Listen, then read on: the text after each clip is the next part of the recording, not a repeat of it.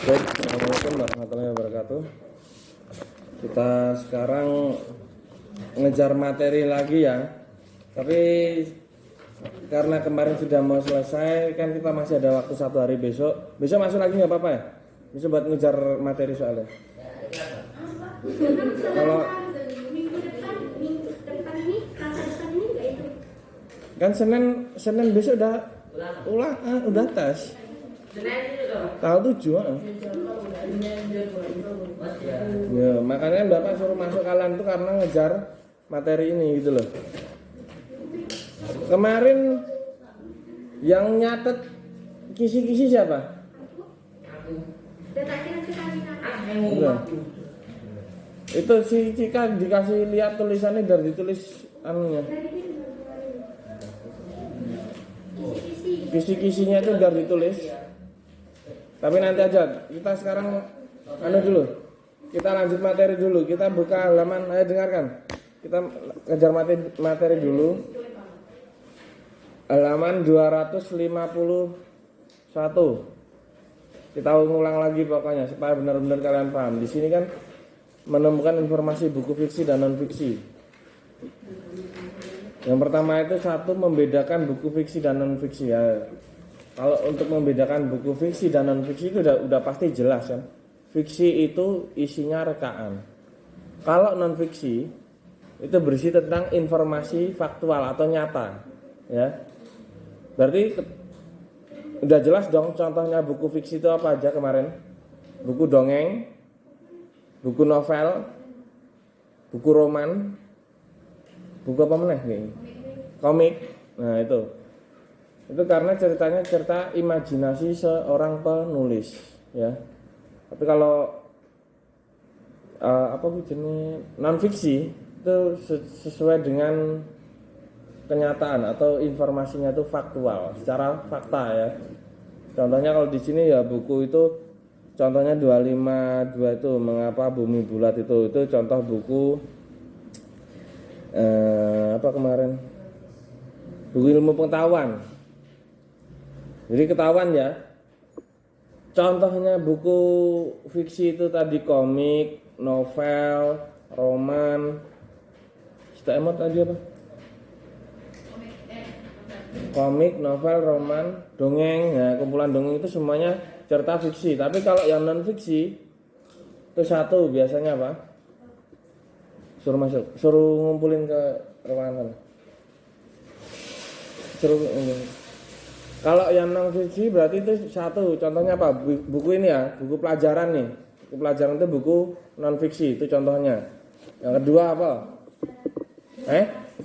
Buku sejarah, bisa. Ensiklopedia, kamus, sama apa mana tahu? Majalah. Majalah itu kan kadang ada yang berisi tentang informasi-informasi seperti itu.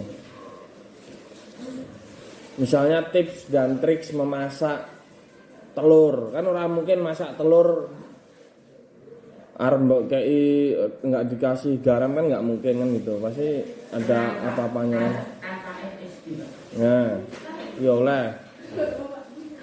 Nah, jadi paham ya membedakan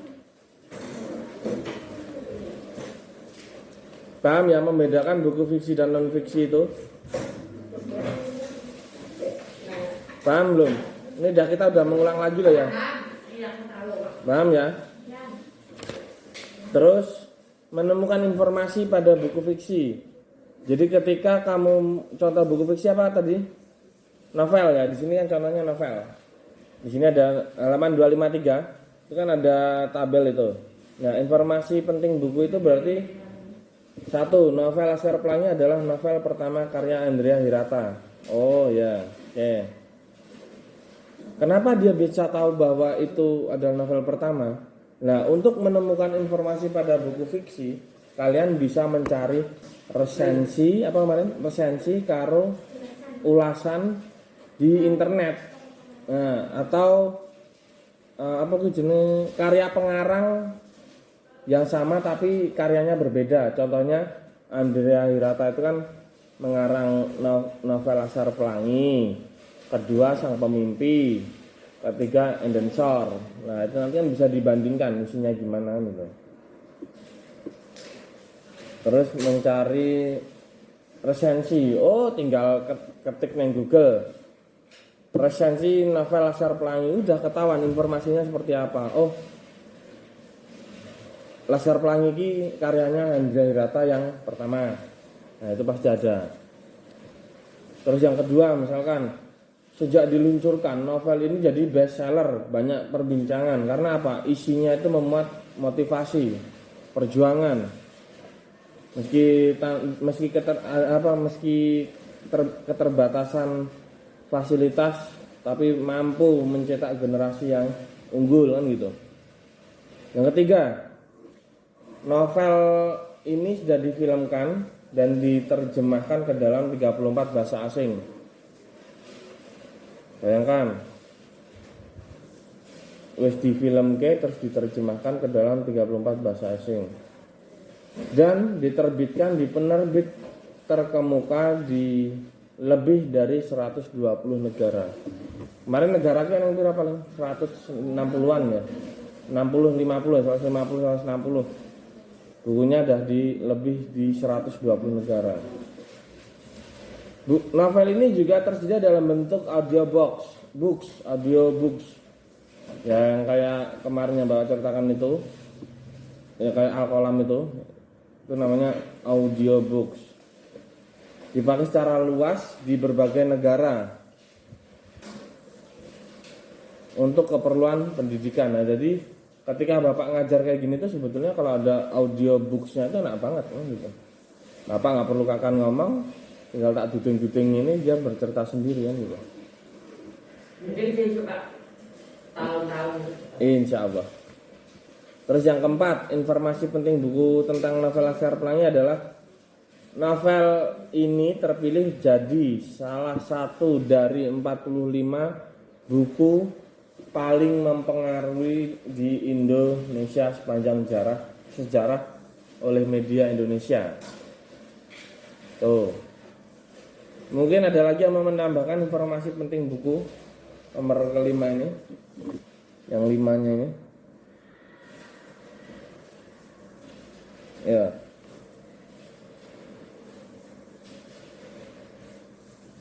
Bisa nggak kalau buku ini didedikasikan kepada guru Andrea Hirata yang bernama Bu Muslimah? Boleh. Itu juga boleh. Gitu. Nah, itu tentang bagaimana cara mencari informasi pada buku fiksi. Yang pertama tadi dengan karya pengarang yang sama. Yang kedua, cari resensinya. Tiga, cari ulasannya. Itu tinggal nyari di internet. Oke, banyak. Tinggal ditulis saja informasi penting-pentingnya. Misalkan kamu cari buku Tenggelamnya Kapal Van der Wijk. Pernah? Itu novel itu. Novelnya orang zaman dulu. Itu kalau zaman dulu itu novel itu sudah termasuk bagus ya. Sangat bagus hitungannya. Karena apa? Itu sebetulnya temanya biasa tentang percintaan, tapi percintaan yang ditentang oleh adat gitu loh.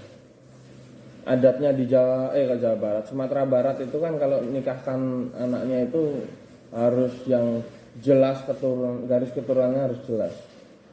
Nah, ketika itu salah satu tokohnya itu sebetulnya orang Minang itu orang Padang itu. Tapi entah karena satu alasan kedua orang tuanya ini pindah ke Makassar. Nah, biarpun dia hidup di Makassar, tapi dia itu masih memiliki darah Minang. Nah, saat dia kembali ke tanah kelahirannya, dia itu kayak nggak, ibaratnya kayak diremehkan gitu loh, karena entah karena garis keturunannya gimana lah pokoknya.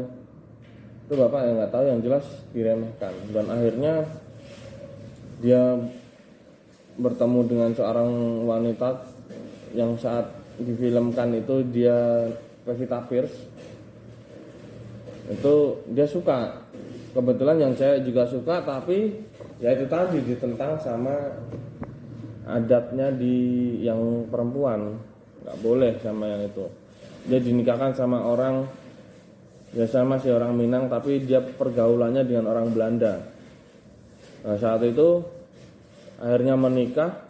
Si yang Bugis ini tadi, Zainuddin namanya, tokohnya Zainuddin, itu hampir mati, bahkan ibaratnya bisa dikatakan orang itu hampir mati karena saking cintanya. Nah, dia akhirnya bangkit, pindah ke Jakarta, dia menulis. Nah, tulisannya itu, kisahnya itu ditulis, ternyata sukses dia. Terus disuruh megang perusahaan di Surabaya juga. Wah, ketika itu si siapa yang cewek itu tadi sama suaminya bernama Aziz. Ya Aziz itu ya emang kayak gitu ya. Aziz dia datang ke Surabaya, pindah tugas ke situ. Tapi Aziz itu tukang korupsi.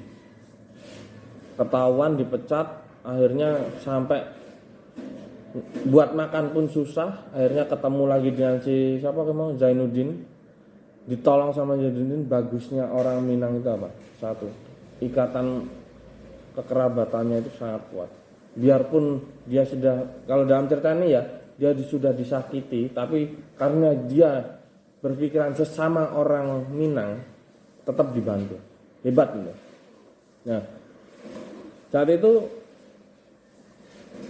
sampai buat makan aja udah susah. Akhirnya si Aziz numpang hidup ke Zainuddin. Rumahnya udah megah kayak istana, rumahnya si Zainuddin itu.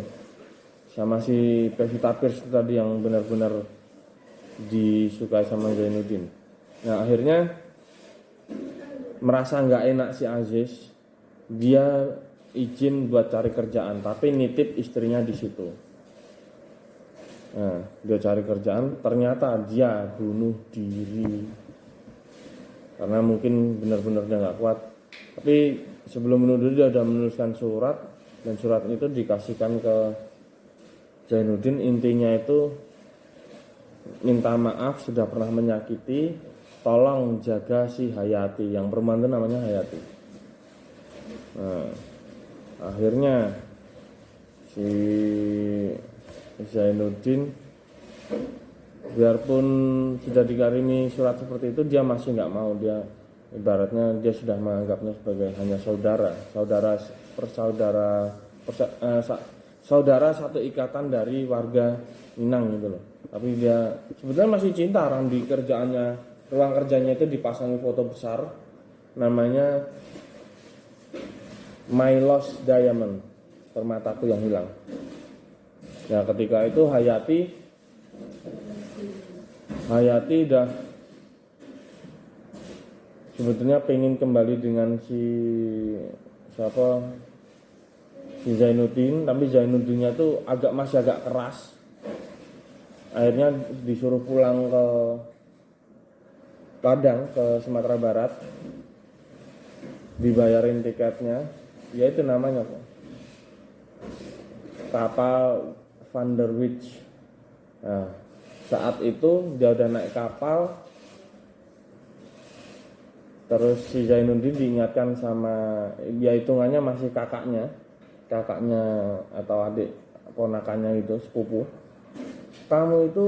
Intinya kamu itu bodoh, diberi kesempatan oleh Tuhan ketemu sekali lagi dengan Hayati untuk memperbaiki hubungan dan menjalin hubungan, tapi dia sia-siakan. Akhirnya terlambat, udah naik kapalnya tenggelam. Makanya judulnya saya jadi tenggelamnya kapal Van der Witch.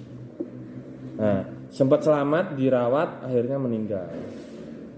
Tapi setelah itu foto yang tadinya bernama My Lost Diamond diganti dengan nama My Diamond, permata hatiku. Nah, dia memang kalau dalam dia ditulis bagi novel terakhir dia katanya. Hayati memang mati, tapi Hayati tetap akan hidup dalam buku ini. Gitu loh. Apa ya ceritanya itu bagus. Novelnya itu tenggelamnya kapal Van der Woude. Baik, itu tadi sekilas tentang informasi penting suatu buku. Jadi kalau seperti itu katakanlah bisa kalian tulis informasi penting bukunya apa. Buku ini juga termasuk bestseller di zamannya gitu. Bapak lupa itu terbitan tahun berapa, itu lupa itu. Tapi memang karyanya itu bagus itu. Ceritanya ya. Oke, sekarang kita menemukan informasi pada buku non fiksi. Ini sama kayak menemukan informasi pada buku fiksi. Tinggal kamu mau cari, kamu tentukan dulu buku non fiksi apa yang kamu baca. Contoh, ensiklopedia tentang hiu. Ya. Nah, setelah itu kalian cari karya yang sama, ensiklopedia yang sama dengan pengarang yang sama. Terus cari resensinya, cari ulasannya, kan gitu. Nah, udah cari dari sumber-sumber yang relevan, baru kalian akan menemukan. Contoh kalau di sini terapi berpikir positif. Penulisnya Ibrahim El-Fiqi. Informasi pentingnya apa? 1, buku ini adalah buku terjemahan, pasti. Karena apa? Dr. Ibrahim El-Fiqi dia itu orang Mesir. Jadi mulai dari bahasa sana diterjemahkan ke bahasa Indonesia. Itu namanya buku terjemahan. Yang kedua, buku ini termasuk kategori buku internasional bestseller. Berarti penjualan terbaik, sangat baik di internasional. Yang ketiga, buku ini termasuk kategori buku motivasi karena intinya itu cuma memotivasi untuk selalu berpikir positif. Yang keempat, Ibrahim El-Fiqi ini adalah maestro motivator muslim dunia. Yang kelima, ini banyak banget ini. Penulis buku ini adalah pembicara yang luar biasa. Oke, itu intinya. Yang keenam, buku ini dilengkapi dengan kata-kata mutiara di setiap babnya. Jadi setelah satu bab atau sebelum masuk bab pasti ada kata mutiaranya. Tuh. Paham ya? Ini kita udah mengulang sampai 3 kali loh ya. Menemukan informasi buku fiksi dan non fiksi, caranya seperti itu. Apa aja yang diulas ya, apa aja yang dicari ya itu informasinya. Karyanya gimana? Intinya itu. Kalau novel ya Laskar Pelangi adalah ini, milik ini, cetakan kayak ini. Karya pertama. Nanti bisa katakanlah karya keduanya apa? Sang Pemimpi ya, itu juga bisa lagi.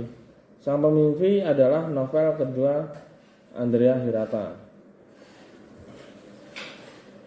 Novel ini juga mengulang kesuksesan di novel pertamanya Laskar Pelangi, meskipun tidak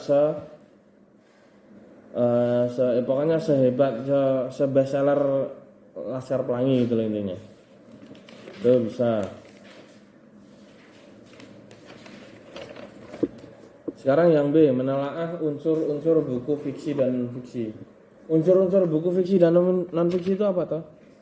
Itu di situ bisa kalian lihat ada 1 sampul depan. Sampul depan itu apa toh? Cover dulu lah. Cover. Nah, di sini penjelasannya apa? Oh, ada gambar pelangi, ada gambar anak-anak anggota Laskar Pelangi, ada nama penulis, ada judul. Yang kedua, halaman persembahan. Halaman persembahan itu kalau di sini nggak ada ya. Di sini langsung kata pengantar di sini. Kalau buku novel Laskar Pelangi itu ada persembahannya. Karena apa? Dia mempersembahkan buku ini itu untuk Bu Mus, gurunya SD itu. Nah, setelah persembahan itu bisa kalian tulis ada kata pengantar, ya. Setelah kata pengantar apa? Oh, ada daftar isi. Nek buku ning daftar isi ya kangelan ngarep golek halaman kan gitu. Yang selanjutnya isi bab. Nah, babnya itu per babnya itu gimana? Katakanlah kalau di punyanya Ibrahim El-Fiqi itu tadi, dalam setiap bab buku non fiksi yang berjudul Terapi Berpikir Positif karya Dr. Ibrahim El-Fiqi memiliki atau memuat kata-kata mutiara. Tuh, bisa. Selain itu, isi buku Dr. Ibrahim El-Fiqi ini berisi tentang motivasi-motivasi yang sangat baik sehingga memacu kita untuk selalu berpikir positif dan berbuat baik, kan gitu. Bisa. Berisi apa? Buri Dewi itu apa kuwi? Glosarium. Biasanya ada glosarium dulu. Glosarium itu apa? Ada kamus kecil. Kamus kecil itu glosarium.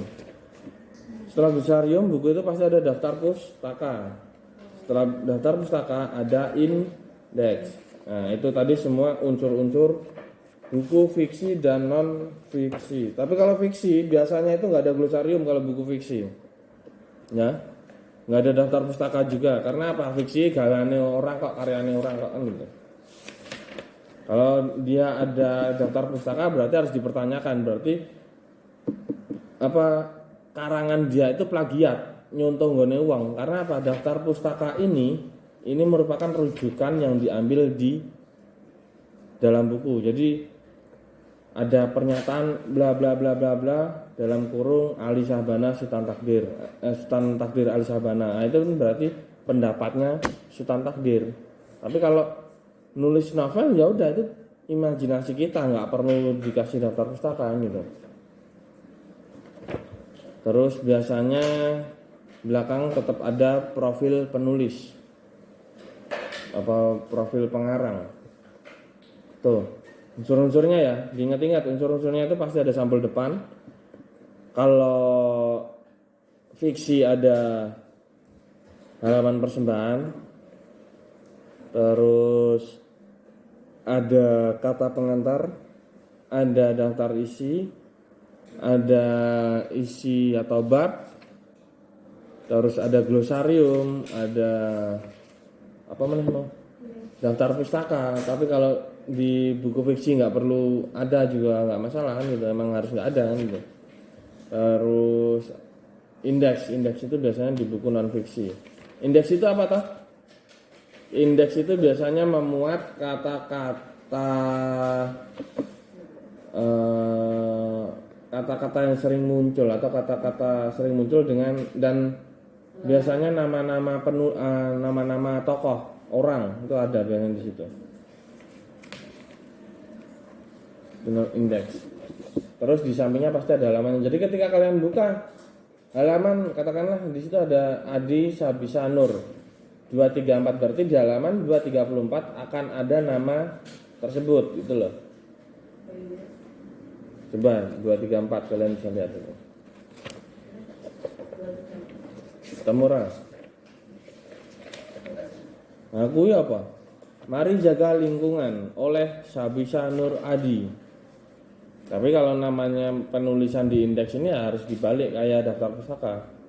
Di sini kan Sabisa Nur Adi, berarti Adi, Sabisa Nur. Sabita Nur gitu loh. Paham ya? Unsur-unsur ini. Unsur-unsur buku fiksi dan non fiksi. Tuh. Sekarang membuat peta konsep buku fiksi dan non fiksi. Kalau buku fiksi itu kan berarti buku cerita ya, buku intinya itu imajinasi penulis. Contoh kayak novel, dongeng, apa yaitu atau roman. Kemarin apa bedanya roman sama novel? Roman itu dari lahir sampai meninggal. Roman itu berisi cerita seorang tokoh yang diceritakan mulai dari lahir sampai meninggal. Tapi kalau novel itu hanya ketika sebagian hidup dia aja. Jadi ketika aku masih muda sampai aku sudah menikah atau gimana gitu loh, itu namanya novel. Nggak sampai mati, nggak mulai dari awal juga gitu.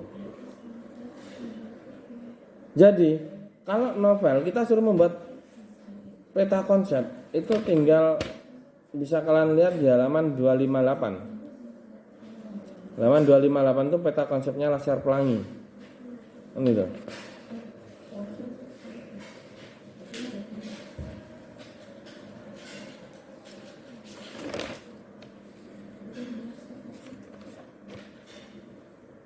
itu peta konsep Laskar Pelangi. Jadi ada Laskar Pelangi, ada 10 murid baru hari pertama masuk SD. Kondisi sekolah sangat memprihatinkan, dua kehidupan yang bertolak belakang antara rumah gedung elit milik PN Timah berserta dengan sekolah negeri yang mewah versus sekolah kampung bak kandang kambing. Terus menceritakan perilaku murid Laskar Pelangi, Lintang yang jenius, mahar seniman, si Ikal, kisah cinta Ikal dengan Aling, nasib Lintang yang mengenaskan. Terus mengisahkan nasib anggota Laskar Pelangi setelah lulus SD, Terapani yang sakit jiwa, si Aku yang menyelesaikan tesis dan Mahar yang meluncurkan novel. Terus PN Timah itu mengalami kehancuran. Nah, ini merupakan contoh peta konsep dari Laskar Pelangi. Jadi kalau kalian tak suruh bikin peta konsep buku ini, kemarin apa yang kalian tulis? Pasti bahasa sastra Indonesia dan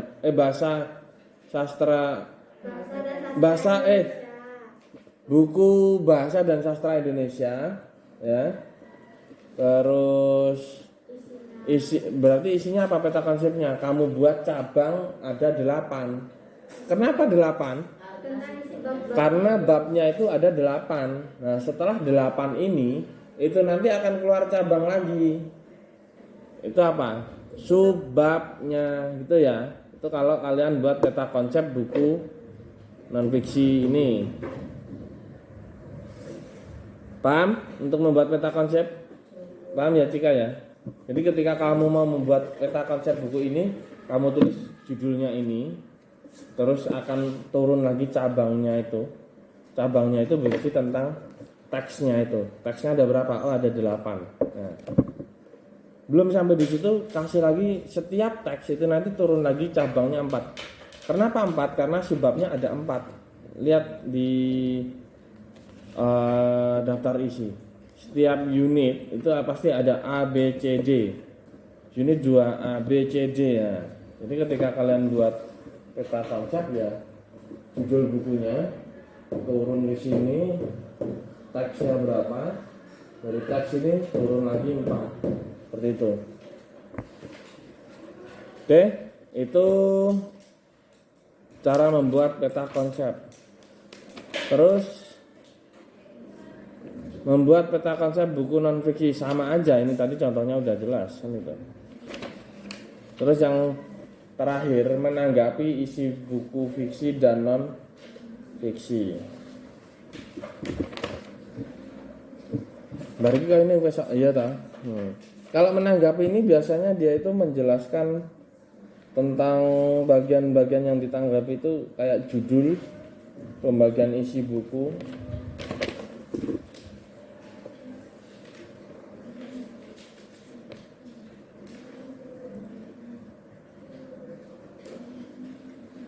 tuh ada contohnya di halaman 260 ya. Tapi kita dari awal dulu.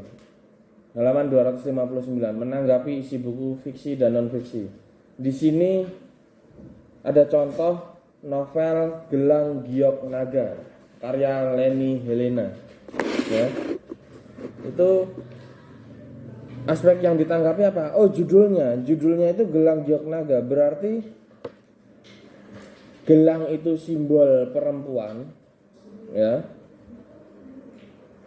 Gelang itu simbol perempuan, giok itu simbol kemewahan, dan naga itu simbol tradisi atau budaya dari Cina. Jadi kalau dilihat dari judulnya, berarti novel ini dikatakan sebagai novel simbolis, novel yang penuh dengan simbol. Itu tadi, gelang simbol wanita, terus giok simbol kemewahan, naga simbol dari tradisi Cina. Nah, dengan begitu novel ini akan terasa sangat kuat gitu loh simbolnya. Makanya novel ini dikategorikan sebagai novel simbolis gitu. Terus pembagian isi bukunya itu unik. Bukan bab 1, bab 2, bab 3, tapi dia berisi tahun. Tahunnya mulai dari 1935, 1937, 1954, 1723 dan berakhir di angka 2001. Nah, jadi buku ini menggunakan latar sejarah sebagai bahan dasar pengembangan idenya. Jadi ketika nulis novel itu dia itu idenya itu berdasarkan sejarah. Jadi sejarah tahun 1723 itu terjadi apa? Nah, ditulis terus. Berlanjut ke 1724. Terus bikin ada sejarah lagi tahun 1935, tulis. Nah, itu kemudian dia gabungkan menjadi satu.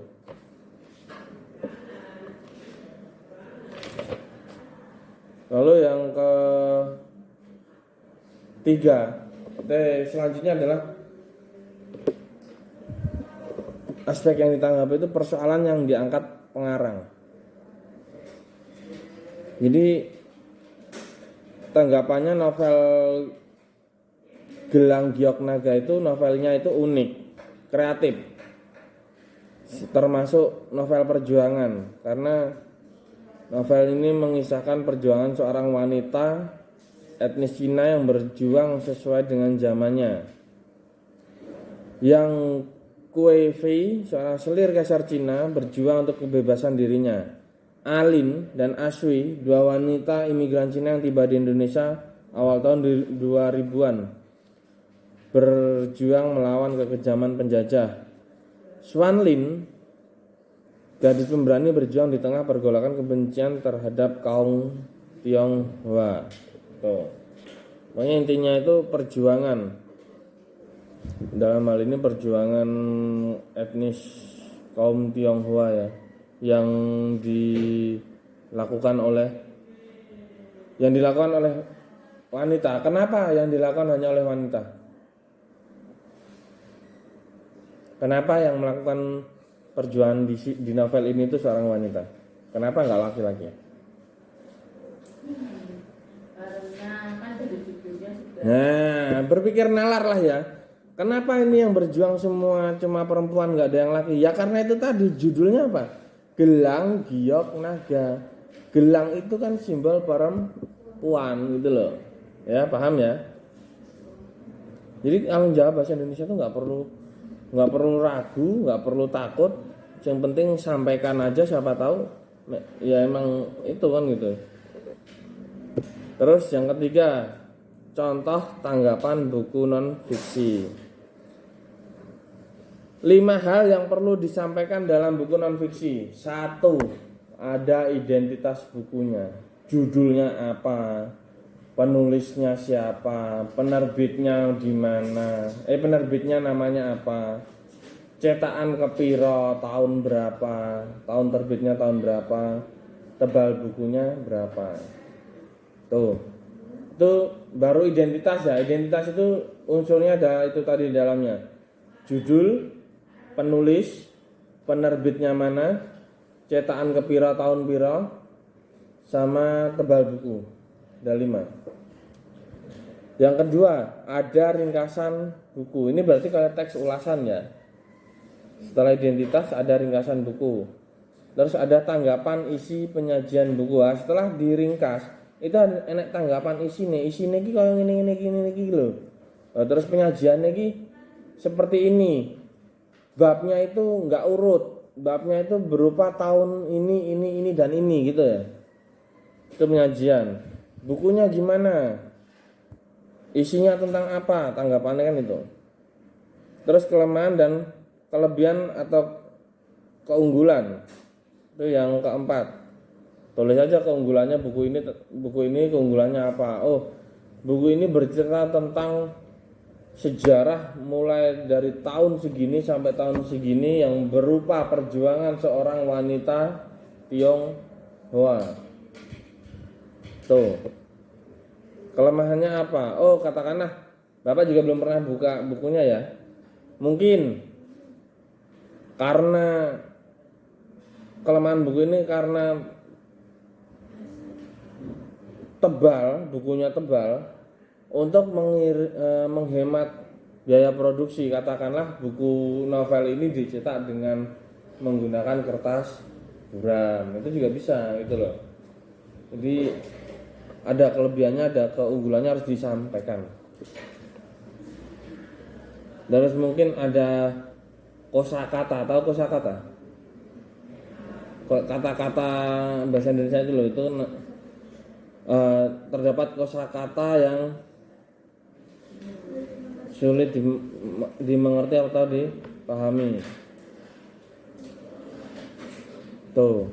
Jadi apa kalau menanggapi menanggapi buku fiksi dan non fiksi itu apa unsur-unsurnya yang perlu disampaikan? Satu, identitas buku. Di dalamnya ada judul, penulis, penerbit, cetakan tahun berapa, sama tebal buku. Nah, setelah identitas buku, yang kedua ada ringkasan buku nih. Jadi setelah mau ya kamu baca ringkasannya ya. Kamu tulis ringkasannya. Yang ketiga tanggapan isi. Tanggapan isi berarti buku ini isinya kayak ini. Penyajiannya itu seperti ini. Ya urut pena atau penyajiannya melompat-lompat gitu. Terus buku. Terus 4 kelebihan atau keunggulan buku. Keunggulannya apa? Ini sampaikan. Yang kelima kelemahan. Kelemahannya apa? Oh ini. Dah. Tuh. Nah, sekarang karena masih ada waktu 4 menit kalau nggak salah. Itu besok kalian mulai kerjakan halaman A 252, 253, 254, 255, 256. Itu kalian kerjakan, besok kita bahas bareng-bareng sama 261. 254. Ya, dari 254 ya 252 itu loh, pokoknya yang tabel-tabel itu kalian kerjakan ya. Kalian kerjakan aja di rumah sampai 262. Kalian kerjakan aja, besok kita bahas. Jangan lupa kirim segera buat drama untuk nilai ulangan teks drama. Ya. Jika karo rasa urung numpuk lo ya. Rili juga belum toh? Udah. Oke. Masal wis ngono toh? Burung ya Masal. Udah. Ya. Tuh nanti